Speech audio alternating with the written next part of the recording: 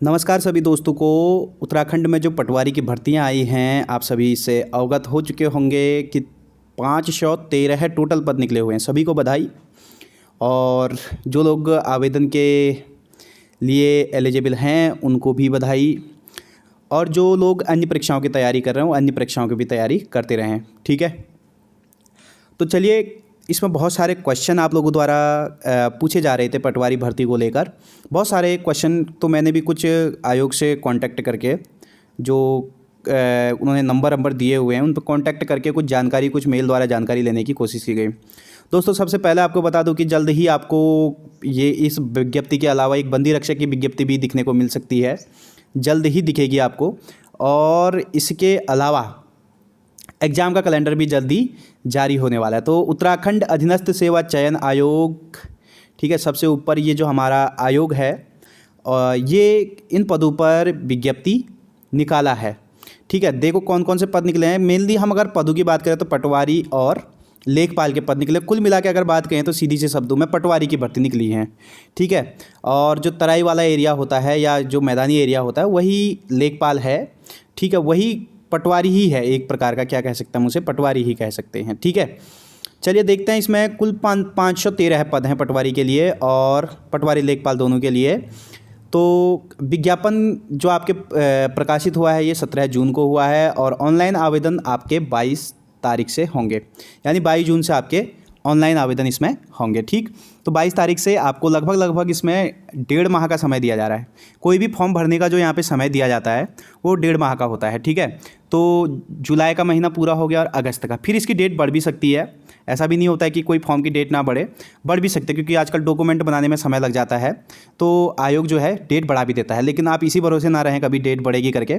तो अपने सारे कार्य आपको जो फॉर्म भरने हैं वो 5 अगस्त 2021 से आपका अपना फॉर्म पहले भर लेना है। ठीक, उसके बाद शुल्क जमा करने की अंतिम तिथि 7 की है और इसका जो पेपर होना है, ये लिखित परीक्षा का अनुमानित समय दिया है कि ये जो लिखित परीक्षा है ये नवंबर में हो जाएगी। ठीक है, ये केवल एक अनुमानित समय है। आयोग अब जो अपनी गतिविधि है उसको और तेज़ करेगा और क्या पता ये एग्ज़ाम नवंबर तक करा भी दे। ठीक है, हालांकि तमाम परिस्थिति को देखते हुए मुश्किल लग रहा है, क्योंकि अभी वीडियो का पेपर है और कलर का वाला पेपर है, तो क्या पता कुछ हल निकाले आयोग इसका। मुझे लगता है कि ये पेपर नवंबर तक करा भी देगा। ठीक, क्योंकि इस समय एक्टिविटी आयोग की बहुत तेज़ हो रही है, तो चुनाव भी नज़दीक हैं, तो कहीं ना कहीं इस पेपर को कराने की पूरी मंशा होगी।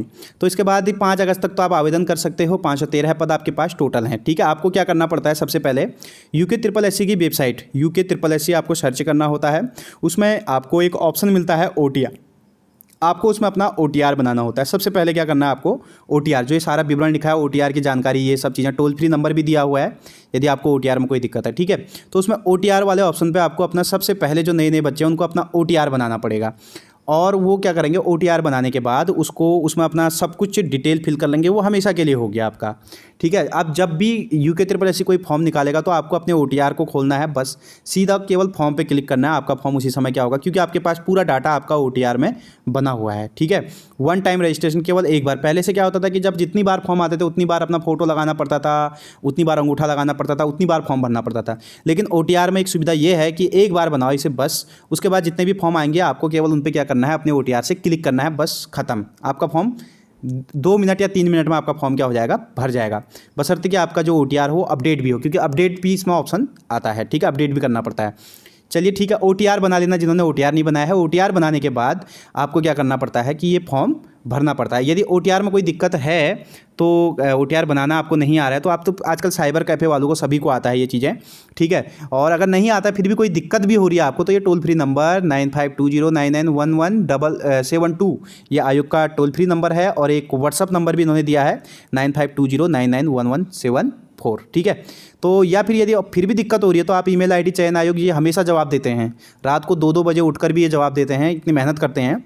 10 बजे 2 बजे, मतलब चयन आयोग को यदि कोई रिस्पॉन्स देते हैं, हम पूछते हैं तो लगभग अगर क्वेश्चन आपका सही है और उनको जानकारी है उस चीज़ की, तो वो ज़रूर उसको जानकारी रात को 2 बजे उठ के भी जानकारी देते हैं ये। ठीक है, चलिए आगे देखिए। उपयुक्त अभ्यर्थियों के चयन हेतु आयोग द्वारा शारीरिक दक्षता परीक्षण तथा वस्तुनिष्ठ प्रकार की ऑफलाइन या ऑनलाइन मोड। अभी देखो कुछ नहीं कहा जा सकता है कि ये जो परीक्षा होगी, ठीक है, इसका जो लिखित एग्जाम होगा, हाँ ये तय है।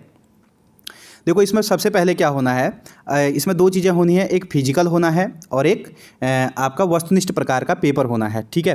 तो दोनों में अगर सबसे पहले बात करें क्या होगा, तो पेपर होना है आपका, ठीक है। फिजिकल इसमें बाद में होना है, पहले लिखित परीक्षा होनी है तब जाकर इसका क्या होगा, फिजिकल होगा, ठीक है।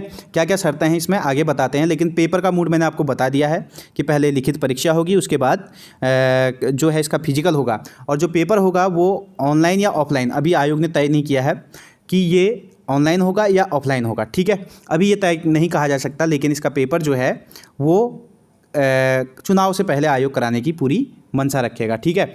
चलिए आगे देखते हैं इसमें कि ठीक, तो यदि आप फॉर्म भर लेते हो उसके बाद जो है आपको ईमेल के द्वारा ही, ठीक है, आपका जो आवेदन पत्र है या वो उसमें आपको मैसेज आ जाता है कि आपका सक्सेसफुल हो चुका है, भर चुका है फॉर्म, ठीक है। उसके बाद ईमेल के आपको इंटरनेट के ऑनलाइन ही इसके एडमिट कार्ड भी आते हैं, ठीक है। एडमिट कार्ड भी इसके ऑनलाइन ही आएंगे। तो ये हैं राजस्व पटवारी, यानी पटवारी के टोटल 366 पद हैं और अलग अलग जिलों में ये पद हैं, किस हिसाब से बांटे गए हैं, ठीक है। ऊर्ध्व आरक्षण और क्षैतिज आरक्षण दोनों है, ठीक है। क्षैतिज आरक्षण में कितने पद है, ऊर्ध्व आरक्षण में कितने पद हैं, किसके लिए, ये सब इसमें पूरी डिटेल दी गई है विज्ञप्ति में, ठीक है। और ये सब चीज़ें इसमें हैं, और इसके साथ साथ इसका जो ग्रेड पे है वो लेवल 5 का है, 2800 ग्रेड पे, ठीक है। और 21 से एज जो होती है इसके लिए वो 21 से 28 साल की होनी चाहिए, ठीक है। यानी 28 साल से यदि आप एक दिन भी ज़्यादा हैं तो आप एलिजिबल नहीं हैं, 21 साल से यदि आप एक दिन भी कम हैं तो आप एलिजिबल नहीं हैं, ठीक है। दूसरा इसमें है शैक्षिक अर्हता आपकी होनी चाहिए, स्नातक होना चाहिए, आपका बीकॉम हो या बीए हो, इसमें ऐसा कुछ भी नहीं लिखा है कि बीए होना चाहिए, बीकॉम होना चाहिए, ठीक है। आपके पास केवल डिग्री होनी चाहिए बस, ठीक है। स्नातक होना चाहिए आपका, वो आपको मान्यता प्राप्त होना चाहिए, ठीक है। भारत में विधि द्वारा, भारत में कहीं से भी विधि द्वारा स्थापित विश्वविद्यालय से स्नातक उपाधि या सरकार द्वारा उसके समकक्ष मान्यता प्राप्त कोई शैक्षणिक अर्हता आवश्यक है, ठीक है। तो आपको क्या होना चाहिए, केवल ग्रेजुएट होना है बस, ठीक। और ग्रेजुएट यदि आप हैं तो आप इसके लिए क्या हैं, एलिजिबल हैं, ठीक है। अब इसमें श्रेष्ठता किसे दी जाएगी, जब देखो कभी क्या होता है कि एग्जाम में दोनों के नंबर बराबर हो जाते हैं तो उसमें फिर श्रेष्ठता किसको देते हैं, तो लिखित परीक्षा में समान अंक प्राप्त करने पर आयु में ज्येष्ठ अभ्यर्थी को चयन सूची में ऊपर रखा जाएगा, जो बड़ा होगा उसका नाम ऊपर आ जाता है फिर, ठीक है। तो बड़े अभ्यर्थी को ऊपर रखते हैं जिसका एज बड़ा होता है, चाहे वो एक दिन बड़ा हो, ठीक। जब ये दोनों के बराबर नंबर हैं, दोनों के 60-60 नंबर हैं, तो जिसकी एज ज़्यादा होगी वो उसका रैंक आपसे पहले हो जाएगा, ठीक। मतलब यदि आपकी होगी तो आपका पहले होगा, यदि उसकी है तो उसका पहले होगा, ठीक है। तो वो होता है ऐसा कभी कि समान नंबर वाले में एक नौकरी पा जाता है, एक छोड़ देता है, एक को नहीं लगती है नौकरी, ठीक है, क्योंकि उसका एज ज़्यादा था, ठीक। चलिए तो आगे देखते हैं इसमें, हाँ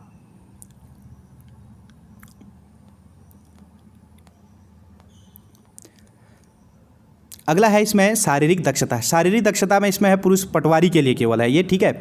शारीरिक दक्षता में पटवारी के लिए 60 मिनट में 7 किलोमीटर, ये तो वैसे भी हो जाता है, 60 मिनट में 1 घंटे में अमूमन 7 किलोमीटर दौड़ ही जाएगा कोई ना कोई, ठीक है। जैसे तैसे रुक के भी या बीच में रेस्ट भी करे तब भी हो जाएगा, ठीक। और बीच में दौड़े कुछ थोड़ा रेस्ट करे तो हो जाता है ये, ठीक। और इसके बाद महिला अभ्यर्थियों को 35 मिनट में 3.5 किलोमीटर दौड़ना आवश्यक है। तो महिला अभ्यर्थियों को 3.5 किलोमीटर दौड़ना है 35 मिनट में, ठीक है। तो ठीक है, इतनी दिक्कत नहीं है। अगला है शारीरिक मानक। इसमें पुरुष अभ्यर्थियों के लिए न्यूनतम ऊंचाई जो है वो 168 सेंटीमीटर। देखो हाइट जो है पिछली बार भी पटवारी के लिए 168 ही था और इस बार भी 168 ही रखी गई है, ठीक। और महिला अभ्यर्थियों के लिए 152 सेंटीमीटर अनिवार्य है। जो पर्वतीय मूल के निवासी हैं उनके लिए 5 सेंटीमीटर छूट होगी, लेकिन उनको अपना पर्वतीय सर्टिफिकेट दिखाना पड़ेगा, ठीक है। पर्वतीय सर्टिफिकेट, जो पर्वतीय क्षेत्रों के हैं अभ्यर्थी हैं वो अपना पर्वतीय सर्टिफिकेट बना के ले जाएं, किसी प्रकार का कोई रिस्क ना लें। पता चला कि आप कहें कि हम अल्मोड़ा के, हम वैसे ही पर्वतीय, हमारा स्थायी निवास चल जाएगा, तो ऐसे कार्य ना करें। आपको अपना पर्वतीय बना के ले जाएं, क्योंकि सभी का पर्वतीय बन रहा है, पर्वतीय एरिया वालों का पर्वतीय सर्टिफिकेट बन रहा है, तो बना के ले जाएं, उसे कोई रिस्क ना लें, ठीक है। पुरुष अभ्यर्थियों को सीना फुलाव के साथ 84 सेंटीमीटर, जिसमें न्यूनतम 5 सेंटीमीटर का फुलाव भी होना चाहिए, सीने का फुलाव भी होना चाहिए। और पर्वतीय मूल के अभ्यर्थियों के लिए 5 सेंटीमीटर, ठीक है, की छूट अनुमन्य होगी, ठीक है। 5 सेंटीमीटर की छूट भी होगी पर्वतीय वालों के लिए सीने में, ठीक है। मतलब फुलाव में नहीं, सीने में छूट होगी। ठीक, अगला है महिला अभ्यर्थियों का वजन 45 किलोग्राम होना चाहिए। तो महिलाओं को 45 किलो भी होना चाहिए। ठीक, महिलाएं जो फॉर्म भरेंगे खूब, ठीक है, खाना पीना भी स्टार्ट कर दें। अगला है लिखित परीक्षा हेतु पद के अनुसार पाठ्यक्रम। पाठ्यक्रम क्या है? ठीक है, पाठ्यक्रम जो होगा इसमें 100 नंबर का होगा। जनरल पेपर जो होता है जिसमें कि आपका 20 नंबर का हिंदी होता है और 40 नंबर का उत्तराखंड होता है, 60 तो यही हो गया। 30 नंबर का आपका जो होता है वो पॉलिटिकल, इकोनॉमिक्स, जियोग्राफी और हिस्ट्री, ये 4 चीज़ें होती हैं। इसके अलावा करंट अफेयर, कंप्यूटर, ये भी उस 30 नंबर में ऐड होता है। 10 नंबर की आपकी क्या होती है? रीजनिंग इसमें होती है। ठीक है, हो सकता है कभी 7 नंबर की रीजनिंग कर दे, इधर जीके के 2-3 क्वेश्चन इधर से बढ़ा दे। ठीक है, एवरेज लगभग यही रहता है। ठीक, तो ये चीज़ें हो गई आपकी इसमें।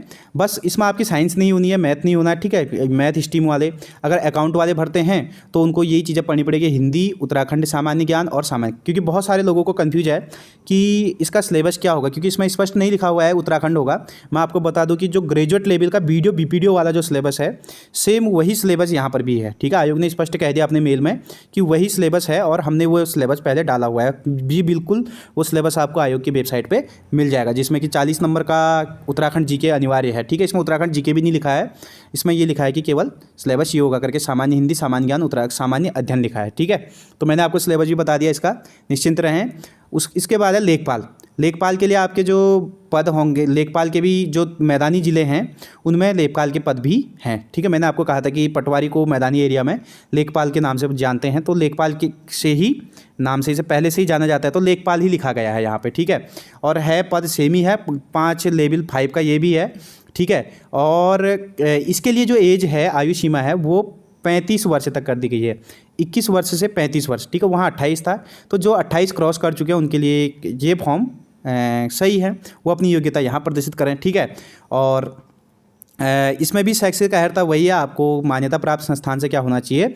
ग्रेजुएट होना चाहिए। ठीक है, और आपको जो है इसमें जो अधिमान वही है कि यदि जिसके नंबर ज़्यादा, जिसका डेट ऑफ बर्थ ज़्यादा होगा, यदि बराबर नंबर होते हैं तो ऊपर जाएगा चयन सूची में। ठीक, और इसके लिए जो शारीरिक दक्षता होती है आपकी, वो इसमें पुरुष को 60 मिनट में 9 किलोमीटर की दौड़ लगानी है। ठीक है, तो ये कई लोग इस पर क्वेश्चन उठा रहे थे कि 9 किलोमीटर की दौड़ कैसे होगी, तो ये आयोग ने रखा है, तो उनके पास कुछ लॉजिक होगा इसका, तभी रखा है उन्होंने।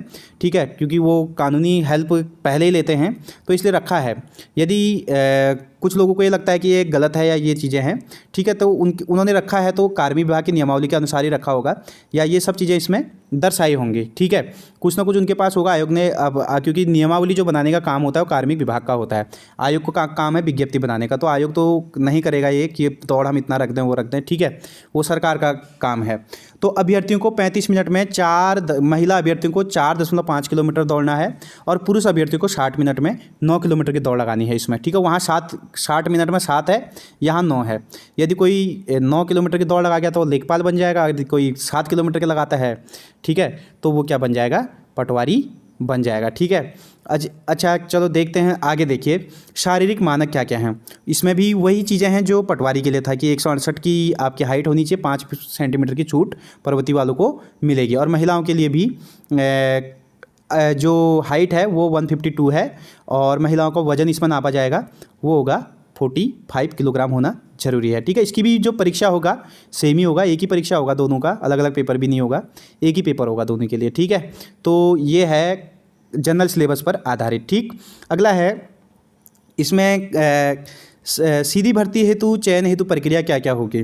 देखो अभ्यर्थियों का चयन, शारीरिक दक्षता, ये चीज़ें हैं, लिखित परीक्षा होगी, शारीरिक दक्षता होगी। ठीक है, ये चीज़ें होना जरूरी हैं। ठीक, और ये सब चीज़ें इसमें लिखी हुई है नीचे। लिखित प्रतियोगी परीक्षा में आपको देखो क्या होता है, 100 नंबर का जो पेपर होता है उसमें सामान्य और ओबीसी वालों को 45% नंबर लाने जरूरी होते हैं। 45 नंबर तो होने ही चाहिए, तब आप क्वालिफाई हो।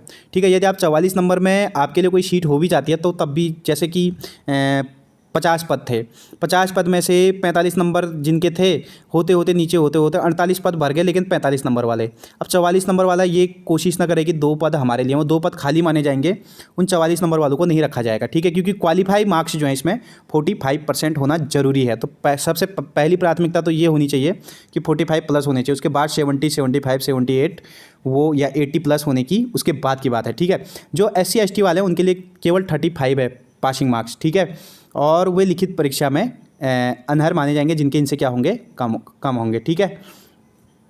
अगला है लिखित परीक्षा प्रश्न पत्र मूल्यांकन में। देखो इसमें नेगेटिव मार्किंग भी होती है। यदि आप सभी क्वेश्चन टिक करके आओगे तो आपके 1/, जो गलत होंगे उसके लिए 0.25 नंबर क्या होता है, कट जाता है, यानी 1/4। 4 क्वेश्चन यदि गलत हो गए तो 1 नंबर क्या होगा आपका, सही भी कट जाएगा। ठीक।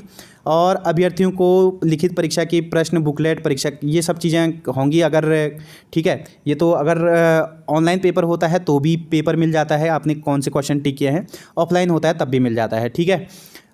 तो ये सब चीज़ें इसमें लिखी हैं, इनका आप लोग विज्ञप्ति में अध्ययन कर लें सही से। ठीक है। और यदि ये लिखित में होगा तो यहाँ पे सारी चीज़ें लिखी हैं, लिखित के लिए क्या क्या चीज़ें होंगी, सारी चीज़ों का यहाँ पे अध्ययन कर लेना। इसे आप लोग विज्ञप्ति में इसकी डिस्क्रिप्शन में लगा रहा हूँ, आप लोग उसे नोट कर लेना, या UKSSC की वेबसाइट पे जाके आप वहाँ से विज्ञप्ति को डाउनलोड कर सकते हो। ठीक है। आपको रोल नंबर भी गलत नहीं लिखना है, क्या क्या चीज़ें वहाँ पे करनी है ये सब आप पढ़ के जाएँ पहले। ठीक है। अब है आयु। देखो इसमें जो आयु की गणना है वो 1 जुलाई 2020 के अनुसार की जा रही है। ठीक है। यानी कि 1 जुलाई 1992 वाला जो है, 1 जुलाई 1992 के बाद वाला जो है वो इस फॉर्म को भर सकता है। ठीक है। क्योंकि 20 है तो 20 और में से 28 गया तो 92 हो गया, यानी कि 1 जुलाई 1992 जिसकी लास्ट डेट है। यदि कोई जून में 20 जून को भी, 20 जून 1992 को किसी की डेट ऑफ बर्थ है तो वो पहले हो गया। ठीक है। उसकी आयु क्या हो गई, 28 साल से ज़्यादा हो गई, तो वो इसके लिए एलिजिबल नहीं है। ठीक है। 1 जुलाई 1992 के बाद होना चाहिए, यानी अगस्त में है 1992 में तो चल जाएगा। ठीक है। सितंबर अक्टूबर में भी है तो तब भी चल जाएगा। ठीक। परंतु यह है कि उत्तराखंड राज्य की अनुसूचित जातियों, देखो इसमें एक चीज़ और है, जो SC ST वाले हैं उनको छूट मिलती है। ठीक है। SC ST को छूट कितने साल की है, 5 साल की जो छूट होती है वो इसमें मिलेगी उनको। ठीक है।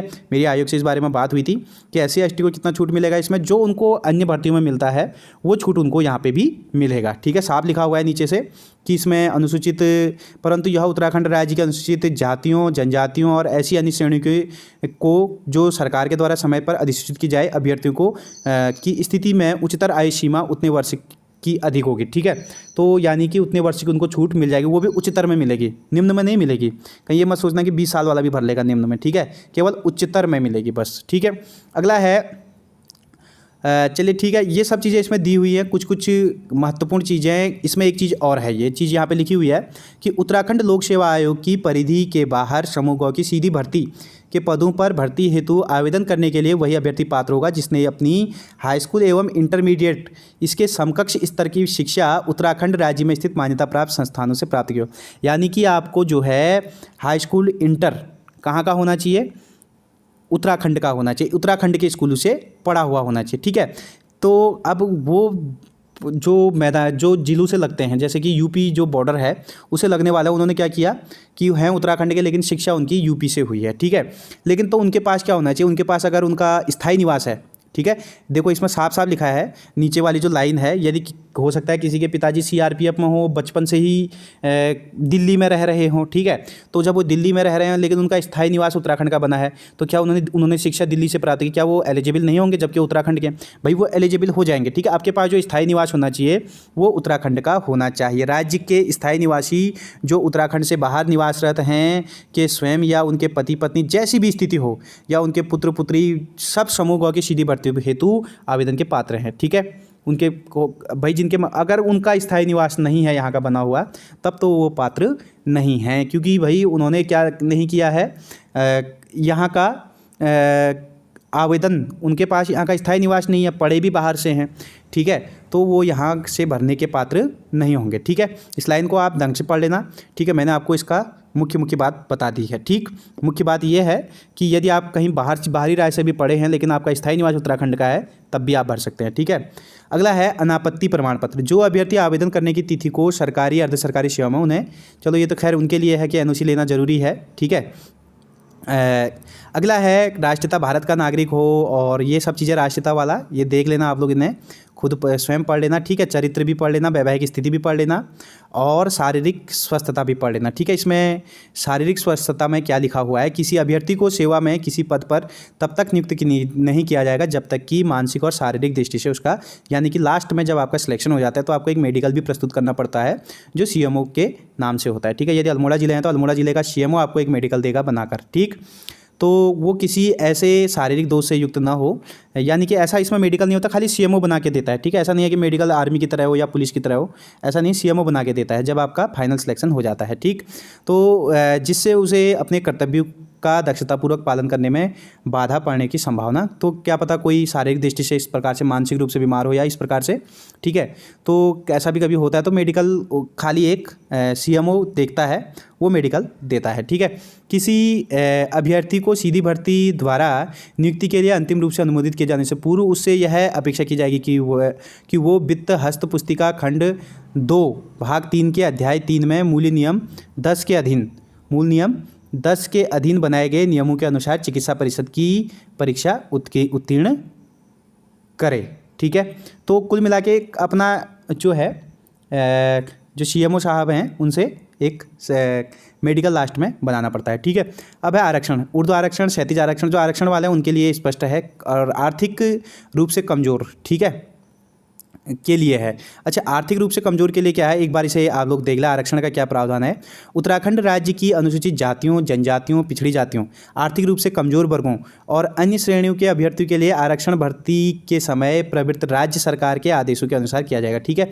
तो जो आरक्षण का जितना भी प्रावधान है वो दिया गया ऊपर, उसी के अनुसार भर्ती में जो है पद निकाले गए हैं। राज्य सरकार का जो आरक्षण का नियम है उसी के अनुसार आरक्षण दिया गया है, उर्दू आरक्षण, ठीक है।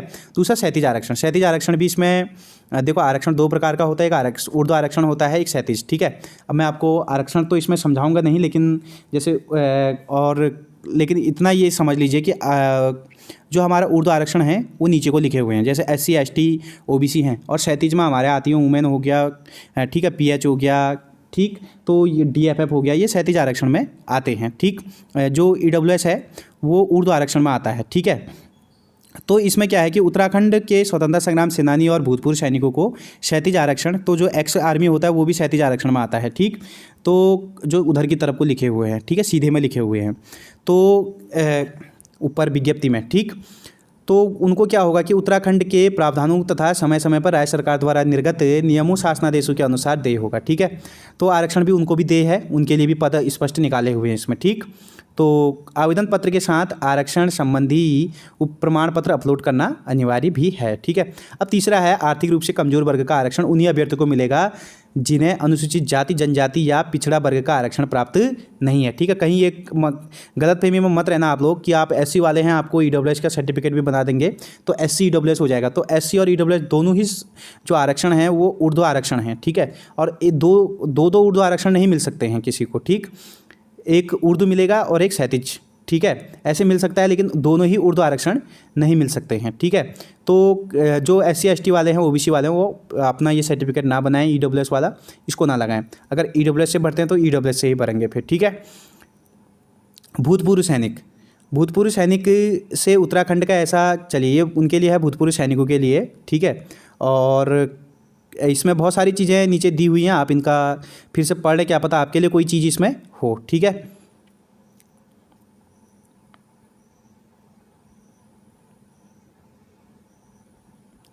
अगला है इसमें OTR बनाने का, ऑनलाइन आवेदन करने का भी इसने नियम लिखा हुआ है सब कुछ, ठीक है। और इसमें जो शुल्क है वो अनारक्षित श्रेणी या उत्तराखंड का अन्य पिछड़ा वर्ग जो है उसका 300 रुपये है, और अनुसूचित जाति का भी इसमें का 150 रुपये है, और जनजाति का 150 रुपये है, और दिव्यांग और आर्थिक रूप से जो कमज़ोर वर्ग है उनका केवल 150 या 150 रुपये इनका भी शुल्क है, ठीक है।